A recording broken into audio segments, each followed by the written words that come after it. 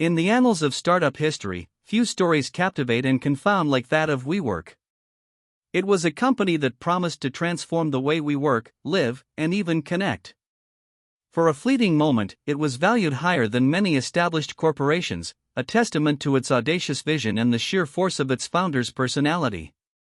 But beneath the veneer of innovative design and vibrant community lay a complex web of financial irregularities and governance issues that ultimately brought its soaring ambitions crashing down. What truly propelled WeWork to such heights, and what were the fundamental flaws that led to its spectacular unraveling? At its core, Adam Neumann's vision for WeWork was compelling: to create a global network of workspaces defined by community, flexibility, and a sense of belonging. This wasn't just about renting desks, it was about fostering an ecosystem where individuals and businesses could thrive together. In a post-recession landscape hungry for flexible solutions, WeWork tapped into a genuine market need. Its early pitch resonated deeply with startups and freelancers who sought more than just an office; they wanted an experience, a culture, a movement. This powerful narrative became the bedrock of its initial success and investor appeal. WeWork's growth trajectory was nothing short of astonishing.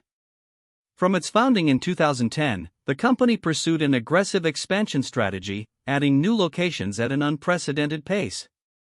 This was fueled by a seemingly insatiable demand for its flexible office solutions and a belief that scale would eventually lead to profitability. By late 2018, WeWork was not merely a New York phenomenon, it had established a significant global footprint, reflecting a fervent drive to dominate the burgeoning co-working market across continents. This rapid scaling, while impressive, concealed underlying operational complexities and mounting financial pressures. The primary catalyst for WeWork's exponential growth was the massive influx of capital from SoftBank, led by its visionary, or perhaps overzealous, CEO, Masayoshi Son. Son was famously captivated by Neumann's charisma and grand vision, seeing WeWork as a generational opportunity to redefine real estate. SoftBank's initial investments were substantial, but they quickly escalated into billions, fueling WeWork's relentless expansion. This wasn't merely capital, it was a strong endorsement that signaled to other investors that WeWork was indeed a tech company poised for world domination, not just a landlord. The ultimate symbol of WeWork's stratospheric ascent was its valuation. Buoyed by SoftBank's deep pockets and the broader tech bubble, the company commanded valuations that defied conventional real estate metrics. At its peak, in early 2019, WeWork was valued by private investors at an astonishing $47 billion. This placed it among the world's most valuable startups, a unicorn far beyond expectations for a company essentially subleasing office space. The sheer magnitude of this number was a powerful narrative, suggesting unlimited potential and cementing Adam Neumann's status as a tech guru. Central to the WeWork saga was the perennial debate: was it a technology company, deserving of tech valuations, or merely a sophisticated real estate landlord? Proponents argued its asset-light model, community platform, and data analytics capabilities positioned it as a tech innovator. Critics, however, pointed to its long-term lease liabilities and short-term membership agreements, arguing its business model was fundamentally vulnerable to economic downturns, much like traditional real estate. This fundamental identity crisis ultimately undermined investor confidence, revealing the cracks in its narrative. Adam Neumann wasn't just a CEO, he was the embodiment of WeWork's brand. His charismatic personality, evangelical zeal, and unconventional leadership style cultivated a cult-like following among employees and early investors. He articulated a vision that transcended mere business, promising a global consciousness and elevating WeWork to almost messianic status.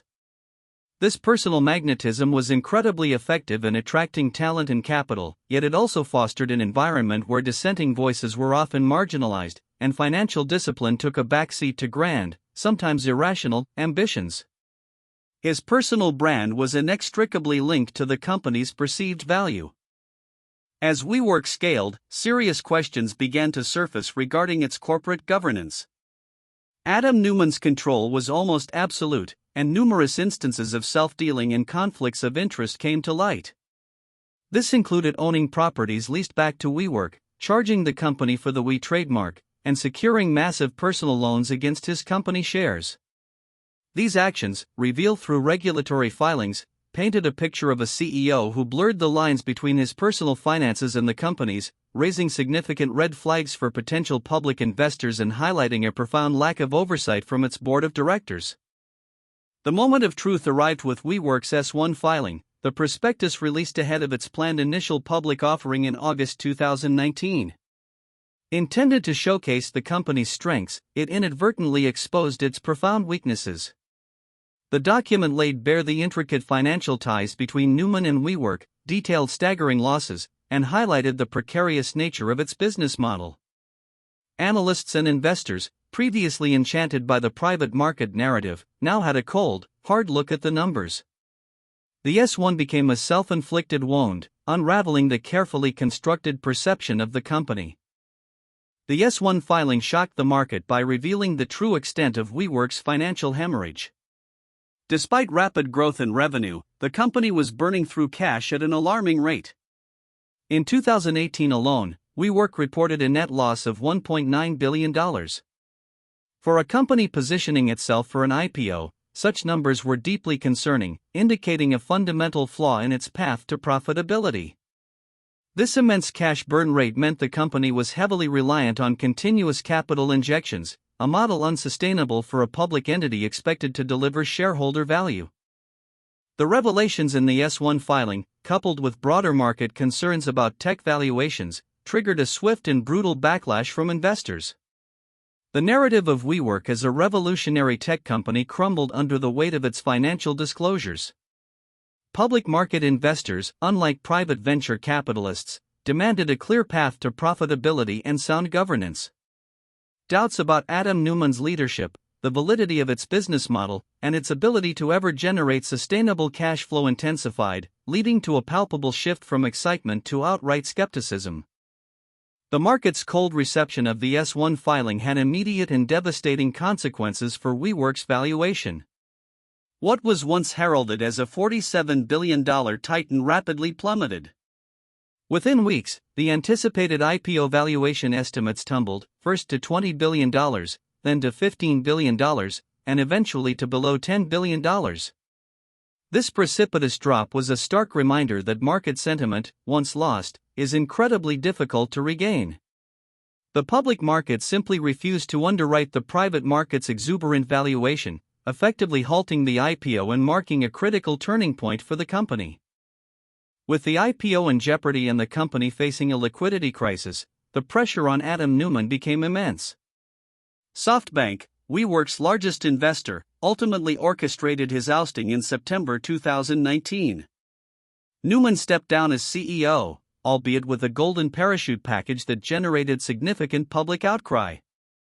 His departure was a dramatic end to a tumultuous reign, signaling a desperate attempt by WeWork's board and investors to salvage the company's future and restore credibility. It also highlighted the immense power wielded by SoftBank in determining the fate of its portfolio companies. Following Neumann's exit, SoftBank was forced to launch a substantial rescue package to prevent WeWork's imminent collapse. The Japanese conglomerate poured billions more into the company, effectively taking majority control and canceling the planned IPO. This was a defensive move to protect its enormous prior investments, which totaled over $18.5 billion. The rescue came at a significant cost, forcing SoftBank to write down billions in losses, but it was deemed necessary to stabilize WeWork, trim its bloated operations, and steer it towards a more traditional, sustainable business model away from the public eye. Under new leadership, WeWork embarked on a painful but necessary restructuring.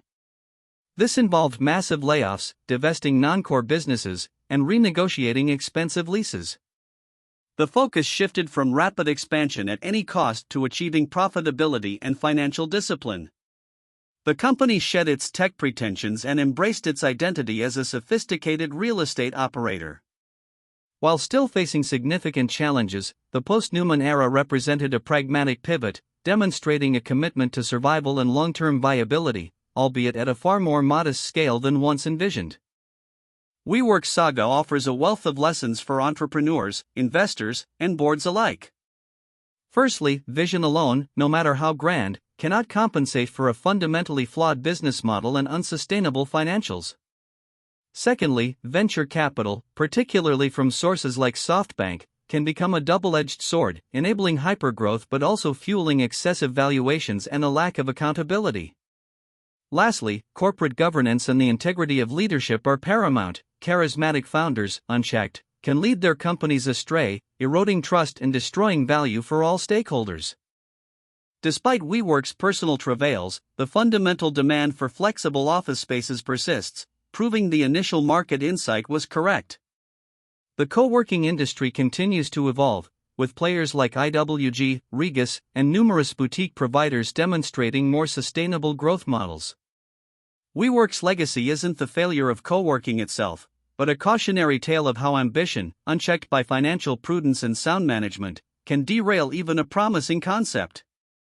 The market has matured, favoring profitability and responsible growth over breakneck expansion at all costs, a direct lesson from WeWork's downfall. WeWork's spectacular rise and equally dramatic fall stand as a potent symbol of a bygone era of venture capital excess and unchecked founder power. It reminds us that even the most compelling vision requires a sound business model, rigorous financial discipline, and robust corporate governance to truly succeed in the long run.